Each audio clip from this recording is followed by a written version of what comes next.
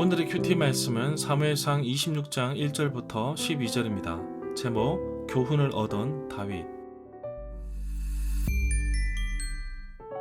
먼저 앞뒤 문맥을 살펴보겠습니다. 다윗을 뒤쫓던 사울이 자기 궁으로 돌아갔습니다. 사무엘이 죽었고 다윗이 갈멜에 사는 나발에게 도움을 요청하였는데 나발이 다윗을 모욕하며 거절하자 복수하기로 결심합니다. 이 사실을 안 나발의 아내 아비가일이 급하게 음식을 준비하여 다윗 앞에 섰습니다. 목숨을 걸고 용서를 구한 아비가일의 모습에 다윗은 복수를 하지 않게 됩니다. 여호와께서 나발을 치심으로 나발이 죽었습니다.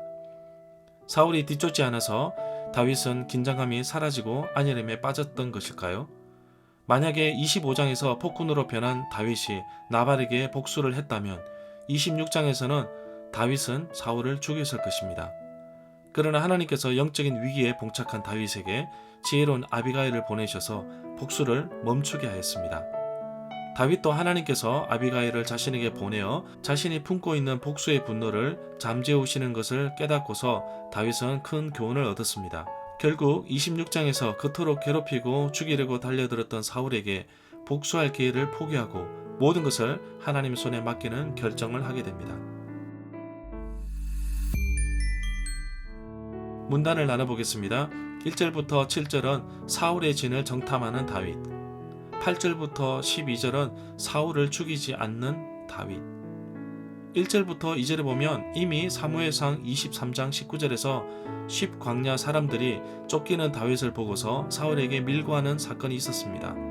그러나 24장 22절에서 사울은 더 이상 다윗을 쫓지 않고 돌아가 버렸는데 또다시 10광야 사람들이 사울을 자극하여 다윗을 추격하도록 부추기고 있음을 보게 됩니다.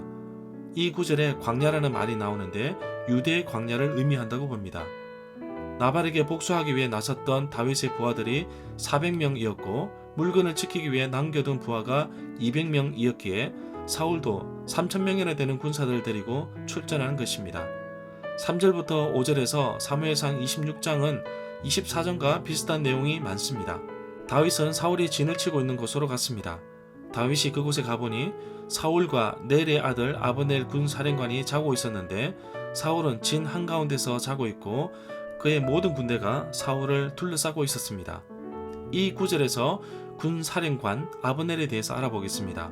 아브넬은 사울의 숙부 넬의 아들입니다. 아비엘의 손자입니다.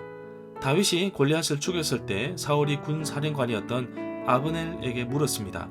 아브넬은 들노루같이 발이 빨라서 아사헬을 죽입니다. 6절에 보면 스루야가 나오는데 스루야는 다윗의 세 용사인 요압, 아비세, 아사헬의 어머니입니다.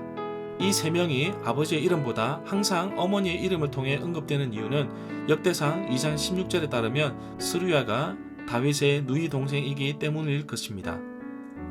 8절부터 12절에 보면 8절에 아비새가 다윗에게 사울을 단번에 해치우겠다고 말합니다.